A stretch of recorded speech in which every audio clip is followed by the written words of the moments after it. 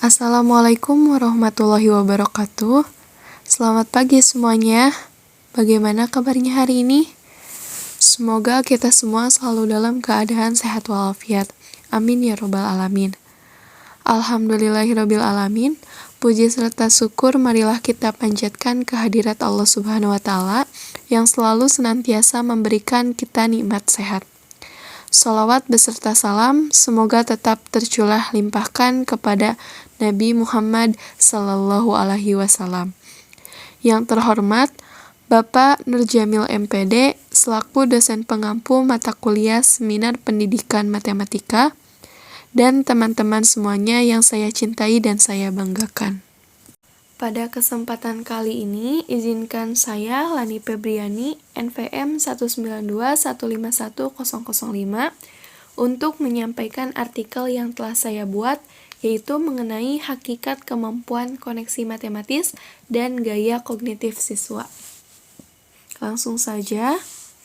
Untuk yang pertama, di sini saya akan membahas mengenai kemampuan koneksi matematis.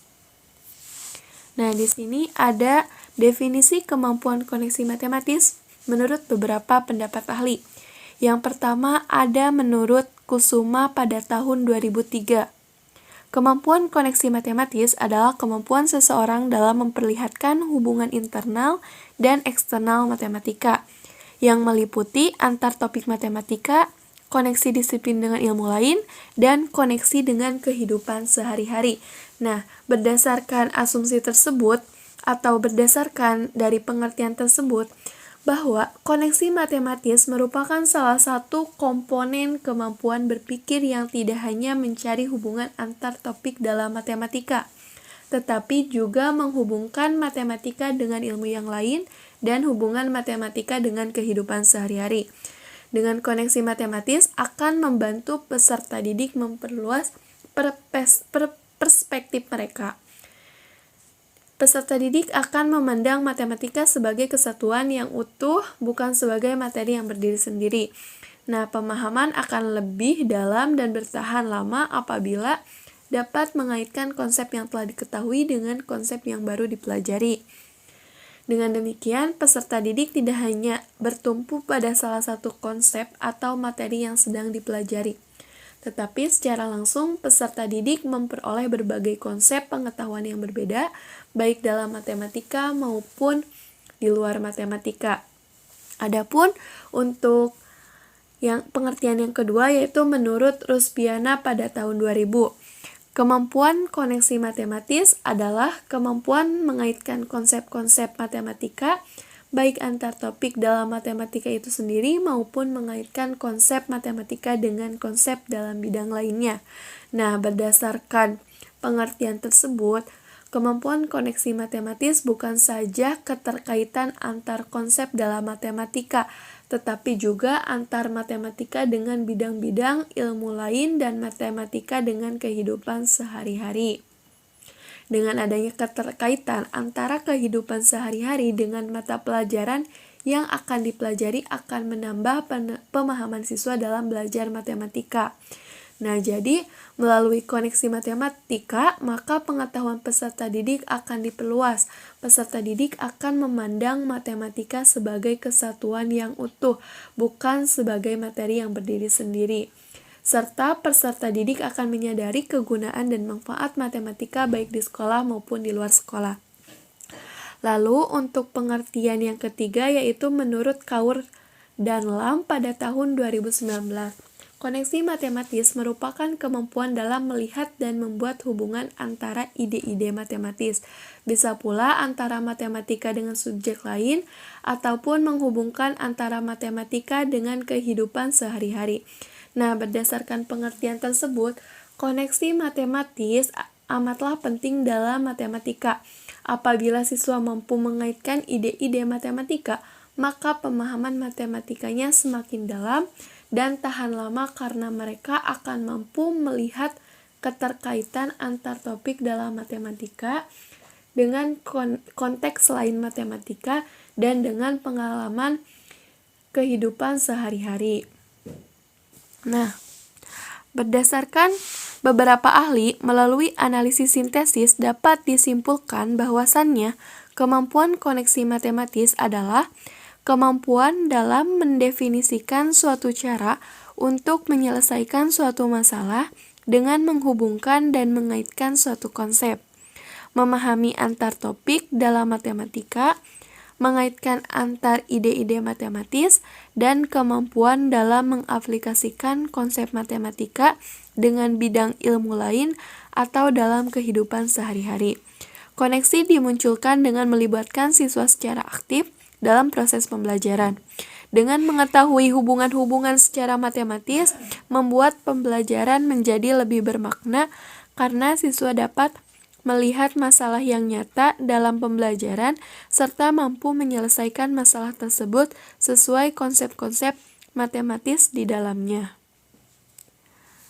Nah, lalu selanjutnya di sini ada indikator kemampuan koneksi matematis. Menurut NCTM, pada tahun 2000, indikator untuk kemampuan koneksi matematis yaitu yang pertama, mengenal dan menggunakan keterhubungan di antara ide-ide matematika. Nah, dalam hal ini, koneksi dapat membantu siswa untuk memanfaatkan konsep-konsep yang telah mereka pelajari dengan konteks baru yang akan dipelajari oleh siswa dengan cara menghubungkan satu konsep dengan konsep lainnya, sehingga siswa dapat meningkatkan kembali tentang konsep sebelumnya yang telah siswa pelajari, dan siswa dapat memandang gagasan-gagasan baru tersebut sebagai perluasan dari konsep matematika yang sudah dipelajari sebelumnya. Untuk yang kedua yaitu memahami bagaimana ide-ide matematika dihubungkan dan dibangun satu sama lain sehingga berkaitan secara lengkap. Nah, pada tahap ini siswa mampu melihat struktur matematika yang sama dalam setting yang berbeda, sehingga terjadi peningkatan pemahaman tentang hubungan antar satu konsep dengan konsep lainnya. Untuk yang ketiga, mengenal dan menggunakan matematika dalam konteks di luar matematika. Nah, konteks-konteks eksternal matematika pada tahap ini berkaitan dengan hubungan matematika dengan kehidupan sehari-hari, sehingga siswa mampu mengkoneksikan antara kejadian yang ada pada kehidupan sehari-hari ke dalam model matematika. Nah, selanjutnya ada menurut Coxford pada tahun 1995 mengemukakan indikator koneksi matematis meliputi mengoneksikan pengetahuan konseptual dan prosedural. Yang kedua, menggunakan matematika pada topik lain. Yang ketiga, menggunakan matematika dalam aktivitas kehidupan. Lalu yang keempat, melihat matematika sebagai satu kesatuan yang terintegrasi. Lalu yang kelima, menerapkan kemampuan berpikir matematik dan membuat model untuk menyelesaikan masalah dalam pelajaran lain seperti musik, seni, psikologi, sains, dan bisnis. Lalu yang keenam, mengetahui koneksi di antara topik-topik dalam matematika. Dan yang ketujuh, mengenal berbagai representasi untuk konsep yang sama.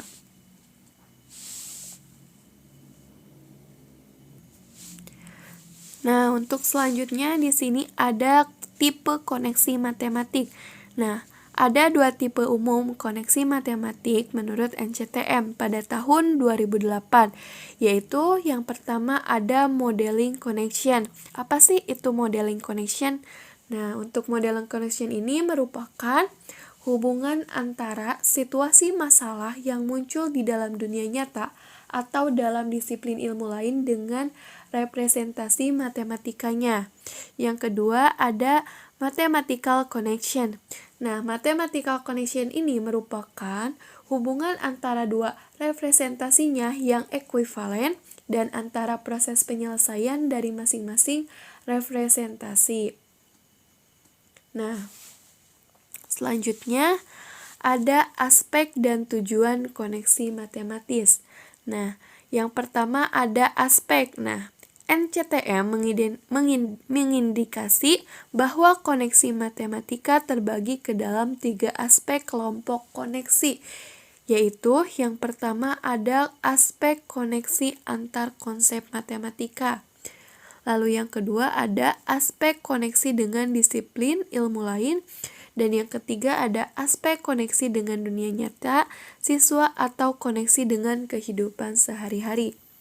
Lalu di sini ada tujuan dari koneksi matematika. Nah, apa sih tujuan dari koneksi matematika? Nah, menurut NCTM, tujuan koneksi matematika di sekolah yaitu yang pertama memperluas wawasan matematika, lalu yang kedua memandang matematika sebagai suatu keseluruhan yang padu, bukan sebagai materi yang berdiri sendiri. Lalu yang ketiga, mengenal relevansi serta manfaat matematika baik di sekolah maupun di luar sekolah.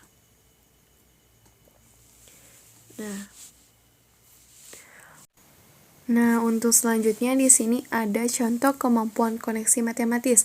Nah, untuk contohnya itu diambil dari ketiga aspek yang tadi yang menurut NCTM. Yaitu yang pertama ada aspek koneksi antar konsep matematika. Nah, untuk contoh soalnya dapat dilihat di sini ada segitiga sama sisi ABC dengan sisi panjang 8 cm. Nah, dapat dilihat untuk segitiganya. Ralat ya di sini segitiga XYZ bukan segitiga ABC. Nah, di sini yang ditanyakannya itu luas segitiga.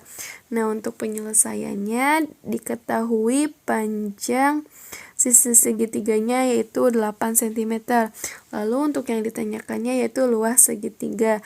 Nah, untuk jawabannya dapat dilihat di sini menggunakan rumus dari Pythagoras. Nah, yang pertama kita mencari dulu dari tinggi segitiga yaitu dengan menggunakan rumus Pythagoras.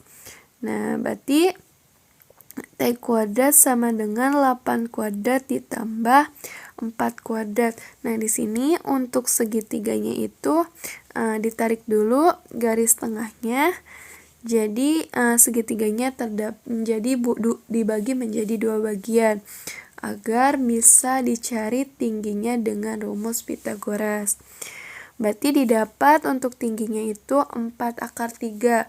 Lalu untuk rumus luas segitiga itu sendiri yaitu alas dikali tinggi dibagi 2. Langsung saja dimasukkan ke rumusnya, disubstitusikan jadi 8 dikali 4/3 dibagi 2 didapat untuk luas segitiganya yaitu 16/3 cm kuadrat. Nah, pada contoh soal ini kita dapat melihat bahwa terdapat kaitan atau hubungan antara konsep matematika yang satu dengan konsep matematika yang lain. Artinya materi yang satu merupakan prasyarat bagi materi yang lainnya, atau suatu konsep tertentu diperlukan untuk menjelaskan konsep lainnya. Seperti pada contoh soal di atas yang ini, kita dapat menentukan atau mencari luas dari segitiga ketika kita mengetahui konsep atau rumus Pythagoras. Lalu yang kedua yaitu aspek koneksi matematika dengan disiplin ilmu lainnya. Nah, berarti dalam hal ini menunjukkan gitu bahwa selain berkembang untuk dirinya sendiri sebagai suatu ilmu, matematika juga sebagai alat dalam ilmu pengetahuan lain. Nah, contohnya yaitu keterkaitan yang dapat dibangun antara pelajaran matematika dengan pelajaran fisika seperti pada contoh. Nah, untuk contohnya bisa dilihat di situ. Sebuah roda sepeda memiliki jari-jari 21 cm. Ketika sepeda di kayu, roda tersebut berputar sebanyak 40 kali. Tentukan keliling dan jarak yang ditempuh oleh roda sepeda tersebut.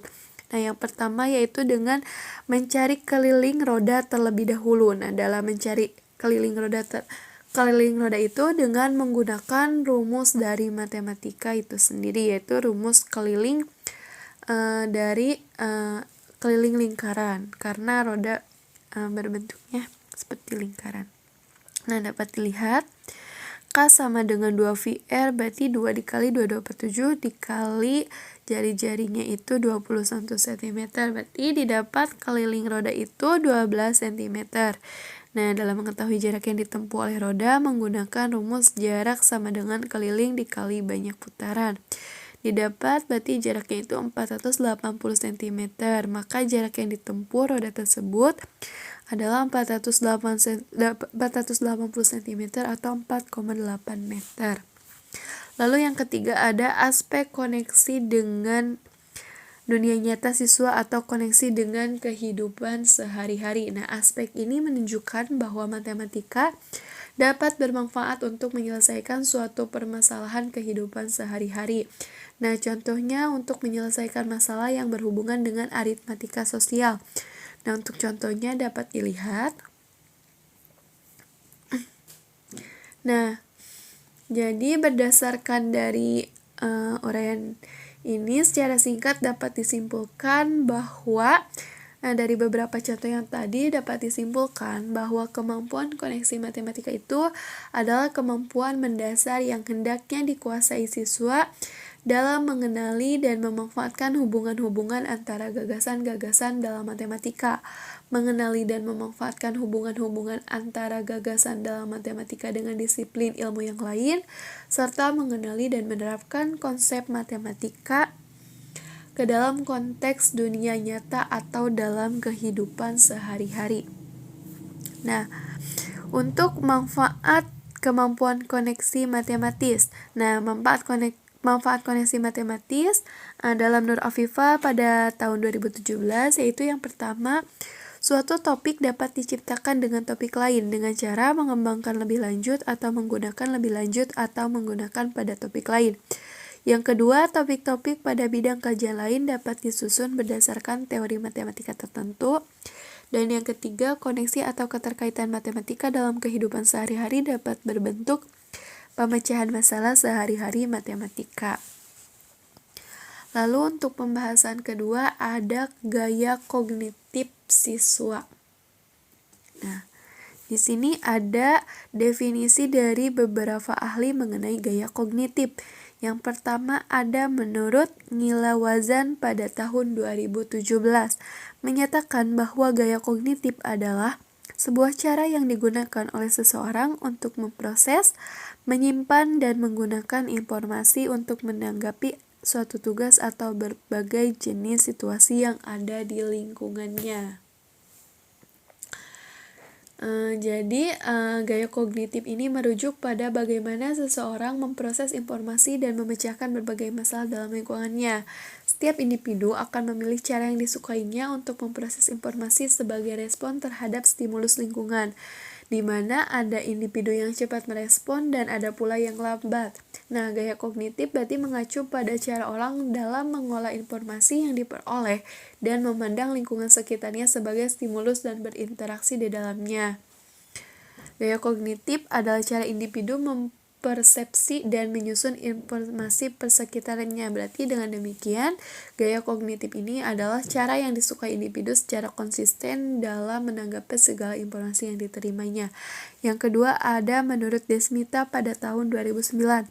Menjelaskan bahwa gaya kognitif adalah karakteristik individu dalam menggunakan fungsi kognitif berpikir, mengingat, memecahkan masalah, dan sebagainya yang bersifat konsisten dan lama. Berarti gaya kognitif ini menunjukkan tingkat kemampuan tertentu individu-individu yang memiliki gaya kognitif yang sama belum tentu memiliki kemampuan yang sama. Berarti berdasarkan asumsi tersebut bahwa gaya kognitif adalah karakteristik atau ciri yang dimiliki seseorang dalam berpikir, mengingat, dan memecahkan masalah yang bersifat konsisten dan berlangsung lama. Jadi, setiap individu memiliki gaya kognitif yang berbeda dalam memproses informasi atau menghadapi suatu tugas dan masalah tertentu. Sebab, individu yang berbeda dengan gaya kognitif yang sama belum tentu memiliki kemampuan yang sama, apalagi individu dengan gaya kognitif yang berbeda. Nah, selanjutnya ada menurut Wolfok pada tahun 1997. Gaya kognitif adalah suatu cara yang berbeda untuk melihat, mengenal, dan mengorganisasikan informasi. Setiap individu memiliki cara tertentu yang disukai dalam memproses dan mengorganisasikan informasi sebagai respon terhadap stimuli lingkungannya. Nah, bahwa lebih lanjut, Wolcott juga menjelaskan setiap individu memiliki kemampuan yang cepat dalam merespon dan ada pula yang lambat. Cara-cara merespon ini juga berkaitan dengan sikap dan kualitas personal. Gaya kognitif seseorang dapat menunjukkan variasi individu dalam hal perhatian, penerimaan informasi, mengingat, dan berpikir yang muncul atau berbeda di antara kognisi dan kepribadian. Gaya kognitif merupakan pola yang terbentuk dengan cara mereka memproses informasi, cenderung stabil meskipun belum tentu tidak dapat berubah. Nah, berdasarkan beberapa ahli melalui analisis sintesis dapat disimpulkan bahwasannya gaya kognitif adalah karakteristik individu dalam menerima, menyimpan maupun menggunakan informasi untuk menanggapi suatu tugas atau menanggapi berbagai jenis situasi lingkungan dengan ditemukannya sebuah solusi dari tugas dan situasi tersebut. Gaya kognitif adalah cara yang khas yang dilakukan seorang individu dalam memfungsikan kegiatan mental di bidang kognitif, baik itu berpikir, mengingat, memecahkan masalah, membuat keputusan, mengorganisasi maupun merespon informasi yang bersifat konsisten dan lama. Dan selanjutnya di sini ada indikator dari gaya kognitif. Menurut Munandar pada tahun 2012, ciri kognitif kreativitas atau berpikir kreatif dalam menyelesaikan masalah terdiri dari 4, yaitu yang pertama ada fluensi, yaitu yang pertama mencetuskan banyak ide, banyak jawaban, banyak penyelesaian masalah. Lalu, memberikan banyak cara atau saran menyelesaikan masalah, dan yang ketiga selalu memikirkan lebih dari satu jawaban. Nah, yang kedua ada flexibility, yaitu menghasilkan jawaban yang bervariasi, dapat menyelesaikan masalah dari sudut pandang yang berbeda, lalu mencari banyak alternatif penyelesaian masalah yang berbeda-beda. Yang ketiga ada organality, yaitu mampu melahirkan ungkapan yang baru dalam menyelesaikan masalah, lalu memikirkan cara yang tidak lazim untuk mengungkapkan masalah. Lalu yang ketiga ada elaboration, mampu memperkaya dan mengembangkan gagasan, lalu memperinci jawaban dengan detail. Lalu ada karakteristik gaya kognitif. Nah, menurut Witkin dalam Alamul Hodai pada tahun 1996, beliau mengemukakan terdapat 4 karakteristik dari gaya kognitif. Yang pertama, techniques for moving toward goals, yaitu gaya kognitif adalah cara bergerak mencapai tujuan, bukannya pencapaian tujuan. Yang kedua ada pervasive dimension. Gaya kognitif adalah dimensi yang luas. Luasnya dimensi ini terlihat dalam persepsi intelektual, kepribadian, dan domain sosial. Yang ketiga ada stability. Gaya kognitif stabil dari waktu ke waktu. Stabilitas ini meluas tidak hanya selama beberapa minggu dan bulan, tetapi selama bertahun-tahun. Yang keempat ada bipolarity. Gaya kognitif adalah bipolar, berkenaan dengan tingkat dan bipolaritasnya membuat nilai dimensinya netral dalam arti bahwa setiap kutub memiliki kualitas yang bersifat adaptif dalam keadaan tertentu. Nah, lalu selanjutnya ada jenis gaya kognitif. Nah, atas dasar penelitian Witkin dan Yahya pada tahun 2005, membedakan gaya kognitif berdasarkan aspek psikologis itu menjadi 2 jenis. Yang pertama ada gaya field dependent, di mana orang dengan gaya ini cenderung mempersepsi suatu pola sebagai suatu keseluruhan, sukar baginya untuk memusatkan pada satu aspek situasi atau menganalisis suatu pola menjadi bermacam-macam bagian. Lalu yang kedua ada gaya field independent. Orang yang bergaya ini cenderung mempersepsi bagian-bagian yang terpisah dari suatu pola menurut komponen-komponennya. Nah, untuk perbedaan karakteristik individu field dependent dan independent dapat dilihat.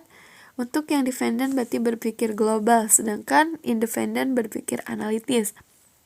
Untuk dependent menerima struktur yang sudah ada, sedangkan independent mampu mengorganisasikan objek-objek.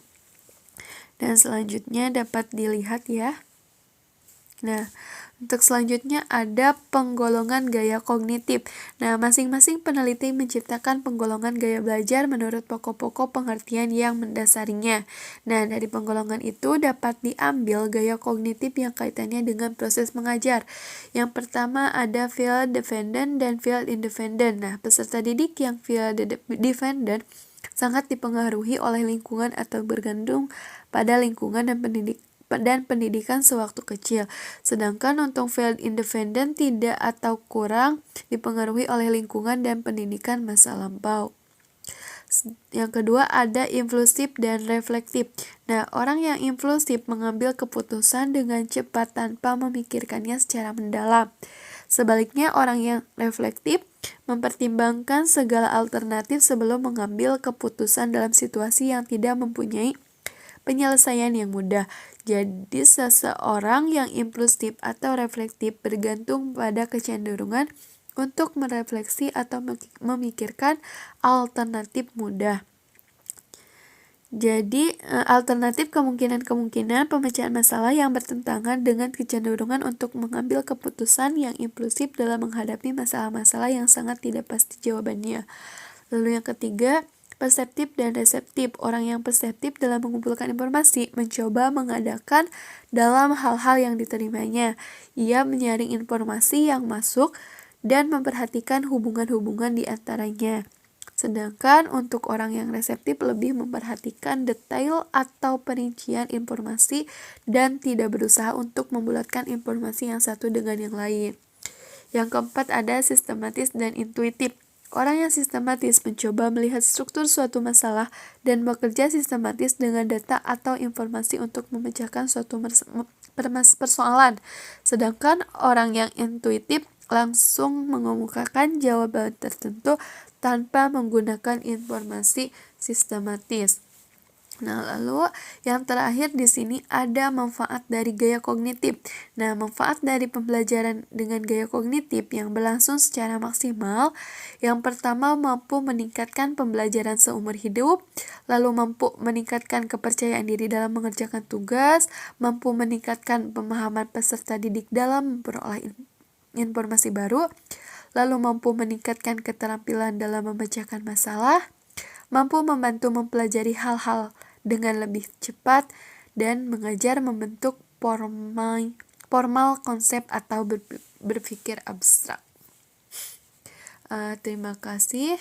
Sekian yang dapat saya paparkan mengenai hakikat kemampuan koneksi matematis dan gaya kognitif siswa. Bila ada yang ditanyakan, nanti boleh didiskusikan di Google Classroom. Terima kasih. Wabillahi taufiq wal hidayah. Wassalamualaikum warahmatullahi wabarakatuh.